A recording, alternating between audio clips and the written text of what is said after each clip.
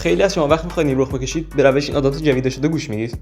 حالا باید از روش یک دوم استفاده کنیم. که جواب من اینه که نه، این روش اشتباهه. میپرسید چرا؟ اولش باید بگم این روش چی هست اصلا. طبق این روش یعنی نصف اولش کل سر رو نصف می‌کنیم و بعدش نصف پایینی اون رو دوباره نصف می‌کنیم و بعدش نصف پایینی اون رو و به ترتیب اینا میشن محل قرارگیری چشم، دماغ و دهن. آره ببین چه روش خوبیه. چرا ازش بی خودی اشکال میگیری؟ میخوام بگم این روش دقیق نیست. شاید این روش نسبتش درست باشه ولی دقیق نیست. چرا خیلی هم دقیقه؟ ثابت کن. ببین منو. نه منظورم این نبود. منظورم بود که ثابت کن زندگی در ارزشی داری یا نه.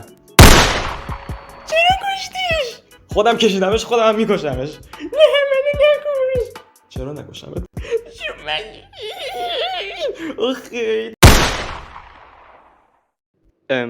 شبیه اینا شدم نه؟ اوکی مهم نیست. من این ویدیو در این بار تو کانالم گذاشتم که لینکش این زیر است و اگه این ویدیو هم به 50 تا لایک برسه آموزش در یه فیلم میذارم.